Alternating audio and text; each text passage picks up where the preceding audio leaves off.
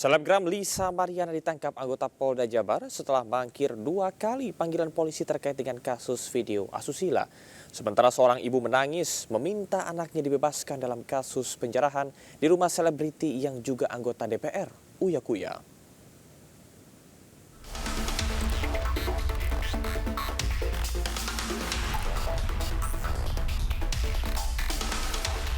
Selebgram Lisa Mariana tiba di depan gedung Direktorat Reserse Siber Polda Jawa Barat Kamis sore.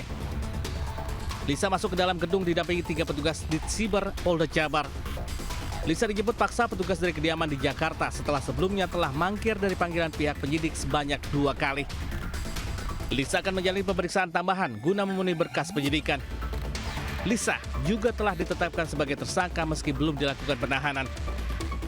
Dan sebelumnya kita juga telah melakukan pemeriksaan terhadap saudara MT, di mana kedua orang ini berdasarkan bukti alat yang cukup, ini untuk dilakukan penetapan sebagai tersangka. Sebelumnya video sur yang diperankan oleh LM sempat viral di jagat dunia maya. LM sendiri kini telah ditetapkan sebagai tersangka karena diduga melanggar Undang-Undang ITE tentang pornografi. Dari Kota Bandung, Jawa Barat, Yuan Pangestu, iNews melaporkan. Kalau peringanan bukan wewenang saya, pas saya juga bingung karena dia di pengadilan, saya bukan hakim, bukan jaksa. Kasihan di rumah. Iya, saya tahu itu. Udah penyakitan, anak aku udah 3 bulan, Bapak maafin anak aku, Pak. Saya maafkan dari awal. Maafin ya Allah, Bapak. Uya Kuya didatangi 2 ibu-ibu yang meminta agar anaknya yang menjalani sidang agar dimaafkan dan dibebaskan. Uya Kuya mengaku datang untuk memenuhi kewajiban sebagai warga negara. Ia menegaskan proses hukum yang berlangsung saat ini sepenuhnya berada di tangan aparat penegak hukum dan dirinya bukan pelapor utama. Terus terang ini pengalaman saya pertama kali namanya duduk sidang di pengadilan, jadi saya juga tadi nggak tahu saya mau ditanya apa, ya datang aja sesuai dengan surat panggilan, ya saya datang dan saya menjalankan kewajiban saya sebagai warga negara. Pak, ya. Oh, memaafkan, saya dari awal udah memaafkan, saya ikhlas kok dari awal saya memaafkan, dan intinya kan memang saya tidak melakukan apa-apa kan. Meski rumahnya hancur dan isinya habis dijarah, Uya mengaku sudah ikhlas dan memaafkan pelaku.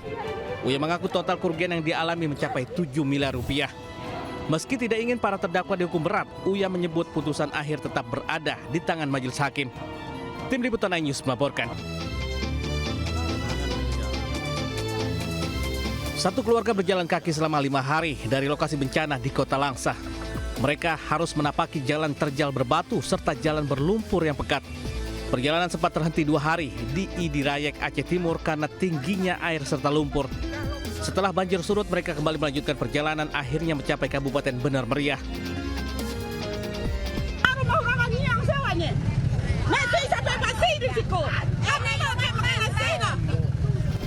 Di Kota Padang, seorang ibu korban banjir memprotes aparat Kelurahan Gunuang Sariak, Kecamatan Kuranci.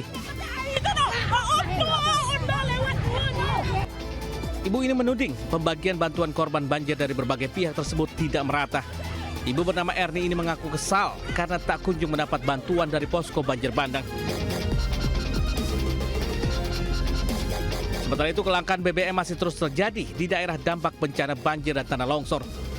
Di Mandailing, Natal, warga rela menginapkan kendaraan di SPBU menunggu datangnya pasokan BBM. Meski pasokan BBM belum tiba, namun warga sudah menyerbu SPBU.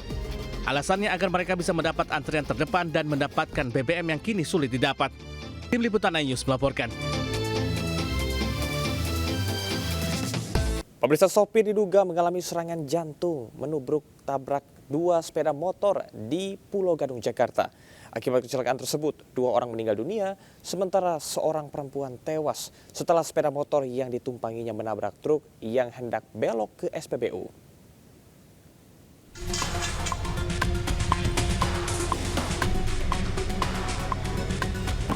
Kecelakaan beruntun antara sebuah minibus dan 2 sepeda motor terjadi di depan pos polisi pemuda, Jalan Pemuda Rawamangun, Pulau Gadung. Kecelakaan bermula ketika minibus yang dikemudikan Puryanto, 46 tahun, melaju dari arah Balai Pustaka, tiba-tiba terkena serangan jantung hingga hilang kendali dan menabrak sepeda motor yang berada di depannya. yang sedang berhenti di lampu lalu lintas. Insiden ini menyebabkan pengemudi minibus dan seorang pengemudi ojek online tewas. Kedua jasad dibawa ke Rumah Sakit Polri Kramat Jati. Di Jakarta, Rio Manik melaporkan.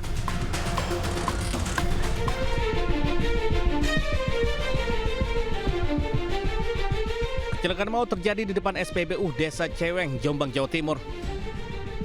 Sepeda motor menabrak bagian belakang truk yang hendak belok ke SPBU. Akibatnya, 2 orang yang berboncengan sepeda motor terbanting ke aspal. 1 orang atas nama Nur Aini, 34 tahun tewas, sementara pria yang memboncenginya, Thomas, 36 tahun kondisinya kritis. Kedua korban langsung dievakuasi oleh petugas ke RSUD Jombang.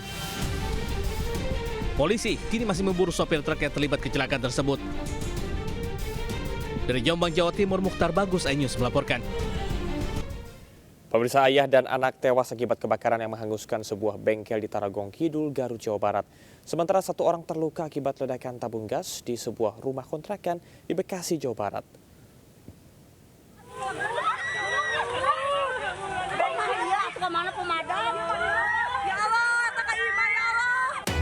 Api berkobar di sebuah bengkel mobil di kawasan Tarogong Kidul, Garut, Jawa Barat. Warga sekitar yang mengetahui kejadian tersebut mencoba mendekati lokasi dan berusaha memberikan pertolongan.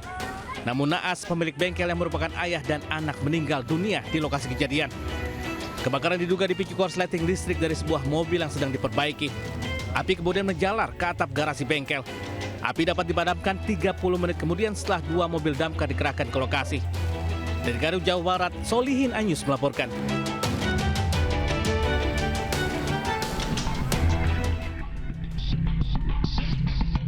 Ledakan keras mengejutkan warga desa Sukaresmi, Cikarang Selatan, Kabupaten Bekasi, Jawa Barat. Warga sempat panik dan berhamburan untuk menyelamatkan diri. Diduga kebocoran gas 3 kg memicu insiden ini. Sebelum ledakan, sejumlah warga mencium aroma gas menyengat.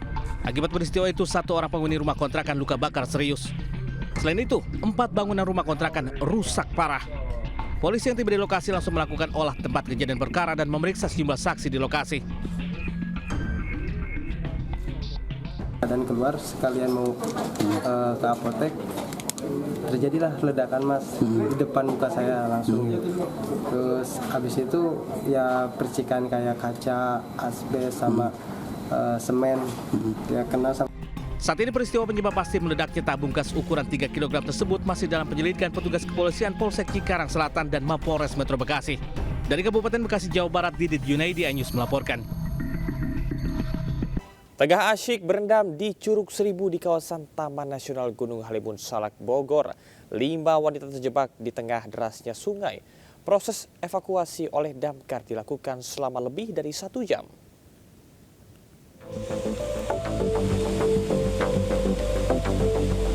Empat wisatawan wanita dan seorang balita terjebak di derasnya sungai yang berada di Curug Seribu, Desa Ciasihan, Kecamatan Pamijahan, Bogor, Jawa Barat. Kelimanya terjebak karena air sungai yang ada di curug tiba-tiba meluap disebabkan hulu sungai hujan lebat. Petugas gabungan yang menerima laporan berusaha mengevakuasi para korban. Petugas harus ekstra hati-hati lantaran derasnya aliran sungai. Usai berjibaku selama 1 jam, kelima korban berhasil diselamatkan.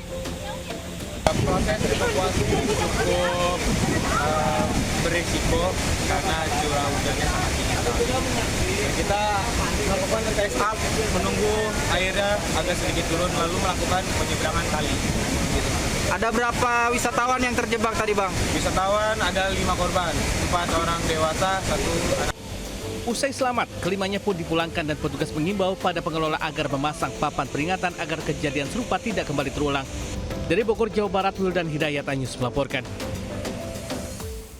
Dan pemirsa, informasi tadi sekaligus mengakhiri Lintas iNews siang hari ini. Saya Camar Hainda pamit undur diri. Terima kasih dan sampai jumpa. Wassalamualaikum warahmatullahi wabarakatuh.